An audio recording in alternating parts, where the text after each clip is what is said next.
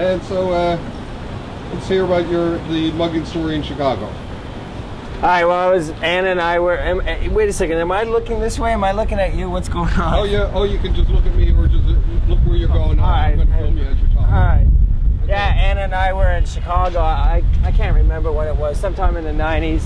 It's for an art fair. And we're staying in a hotel, I think it's Michigan Avenue, whatever the big street is. And it was like 11 o'clock at night, and I decided I wanted to go and have a cigarette. So I went outside onto the street, and Chicago's a really big city, like big wide streets, big wide sidewalks. So I'm walking out of the hotel, out onto the sidewalk, and I see these like potted trees along Michigan Avenue. So I go, and I'm standing right on the street by these potted trees, and I start smoking a cigarette, and then this guy comes up behind me, sticks a gun in my back, and he wants to rob me. He wants my wallet. And so I say to him, I go, well, you know what? You can do me a favor. Why don't you just shoot me? And he's like, what? What are you talking about? I go, why don't you just shoot me? You know, fuck just taking my wallet. Why don't you just shoot me? And he goes, what are you talking about? He said, well, you know, I was going upstairs to the roof of the building, and I was going to jump off. And I thought I'd just come out here and have a cigarette first, have my last smoke, and go jump off the roof. He goes, why would you want to kill yourself? I'm like, well, you know, I'm kind of depressed. It's like, what do you got to be depressed about? And I'm thinking, like, this is so weird. A guy's got a gun in my back. He's about to rob me. Now he's asking me why I'm depressed and why I want to kill myself. And I'm like, well, you know, lots of different reasons. You know, I can't really get into him. He's like, well, I got lots of time. And I'm like, okay. So I start talking to him. And then, oh, watch yourself there, Wally. She's going to run over. You don't want that. Oh, no, not at all.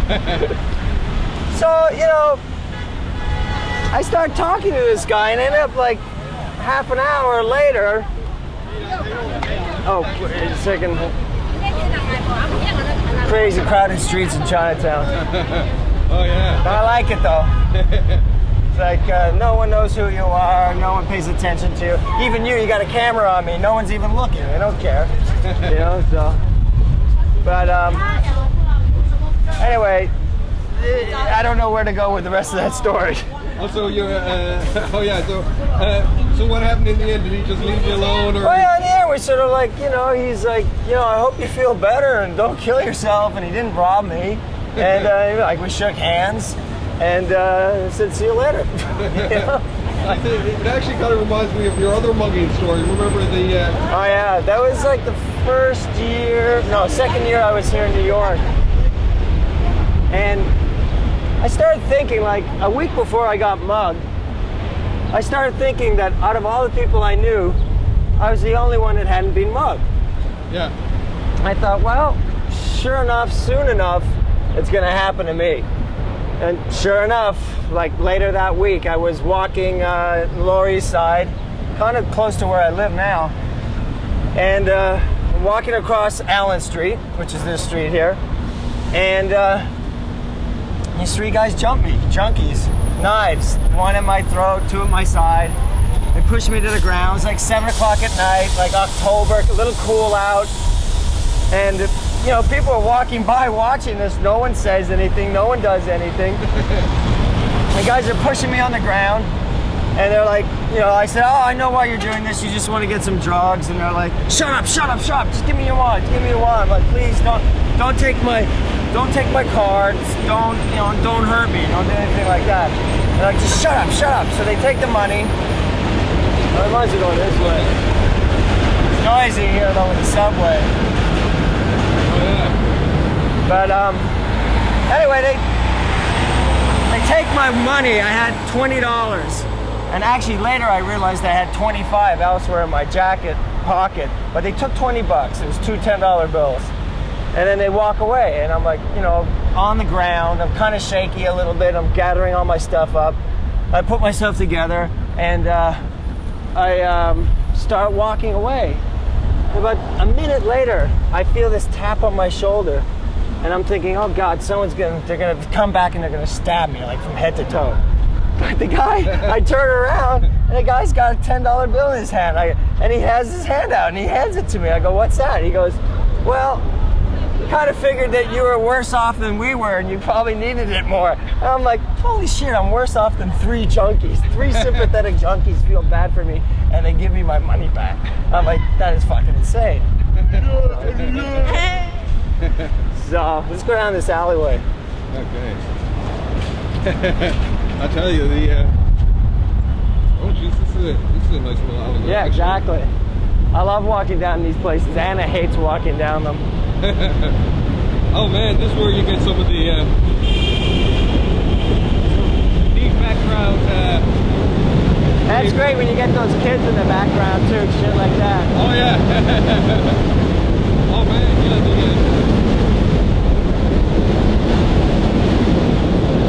Is that working out for you? Oh yeah. Oh man. You just got to keep doing a lot of it. Oh yeah. I'm getting back into the swing of things, right? Huh? I'm getting back into the swing of things here. What about this building that you're Oh, Knickerbocker. Or as Anna and I call it, Lickerbocker. And this is an interesting place because it's a whole city block long. It's down in Chinatown. It was built in the 1930s. And originally it was like a luxury building. But then through the course of time, especially I think when the 70s came along, it went downhill. It really it was mob controlled. And then when Ann and I got in here in 1990, the city had started jumping in and taking part ownership in it. So, but it's most, it used to be a lot of Italians, a lot of Jewish people, and it was situated in Chinatown. Now it's predominantly Chinese, probably 80%, and there's only a few white people that live in there. But it's rent control. It's an amazing place, actually. Oh, I love the inside courtyard. Yeah, we're gonna go in there now. It's quite Hopefully beautiful. they won't throw you out because you have your camera on. So I'll just say you're with me. Like they don't know who I am anyway either. But which is always funny because they always stop me. So many times the security guards stop me in my building, and they go, "You live here?" I'm like one of the only white guys in the building. I mean, am I that nondescript? You can't remember me? It's like, I mean, I always complain to Anna. She goes, "They never stop me." I go, "They stop me all the time." It's like, watch, maybe they'll stop me now, unless it's one of the guards I know. Yeah, I think I know this guy. Oh. Go ahead. Oh, thank you.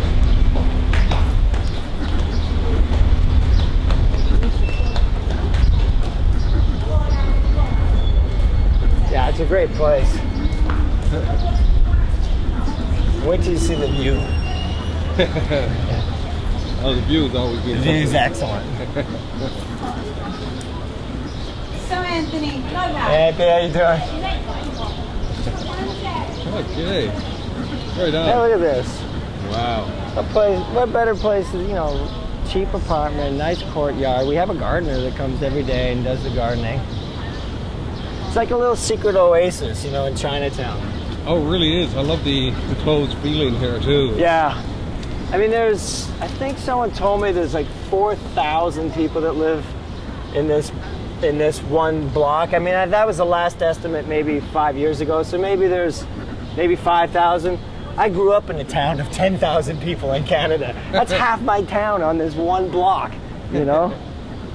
It's pretty insane.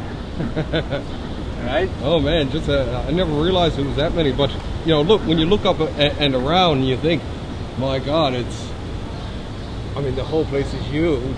Oh yeah. And it just wraps totally around you, right? And this is only one courtyard. Then there's a whole other courtyard over. This is the east courtyard. There's a west courtyard. The same amount of buildings.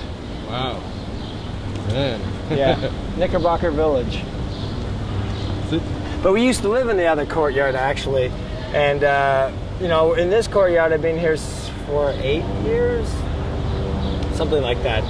But we live, and the reason why we're in this courtyard is because in the other courtyard, we live next door to these 2 junkies who partied all night and all day for about 5 years. And my bedroom Well, our bedroom was facing their living room, and they'd be up, like whatever drugs they were doing all night long, and they were loud, Sal and Linda, and they had this big dog named Coco, a Rottweiler or one of them crazy dogs, or a pit bull or something. It would just bark all night long.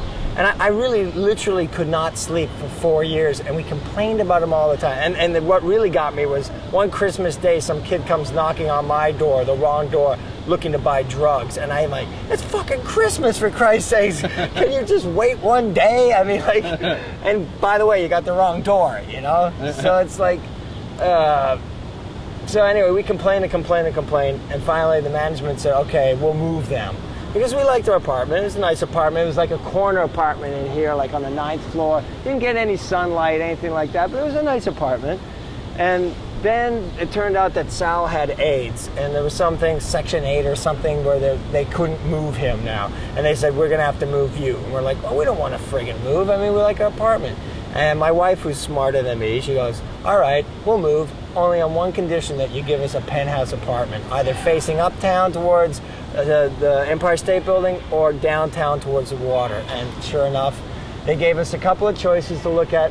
We had one apartment we looked at on the other side of this, facing that bridge we just walked under. And I was like, we'll take it. And Anna goes, it's too noisy, we won't take it. And I'm like, but it's a penthouse. She goes, well, look at another one. And they finally gave us the one we're going to walk into now, which is, you know, spectacular. Well, that's what I thought the first time I came here. I was just like, my God. Not bad for, you know. For an artist, right? Yeah, not bad for an artist. It's going to suck to leave. I mean, we complained all the time about living in Chinatown with all the filth and the smell, like horrible Chinese food, really. But it's great. Let me just check my mail.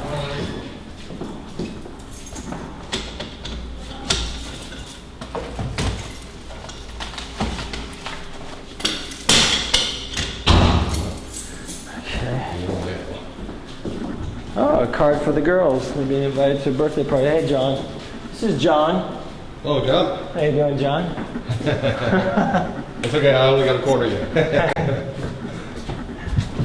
Thanks, John. Go get him up. Yeah, he's making a movie. Yeah. Making a movie. Yeah. Where? Right here. Yeah. You know, John is like, he's mentally disabled or whatever, but he's the nicest guy in this building. Holds doors open for everybody, says hi to the kids love him, everybody, I mean, it's funny. It's like the nicest person, the nicest Chinese person in this building is the craziest. So you're gonna love that. Oh, man. Oh. There we go, body and soul, a little bit of relaxation. Oh, yeah. That's what we need.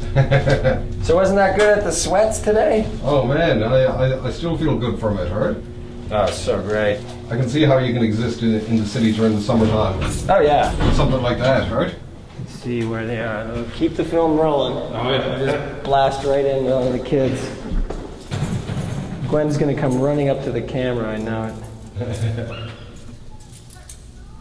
Oh, I think I can hear him. You can hear him already. Put the camera down low, maybe. Hey!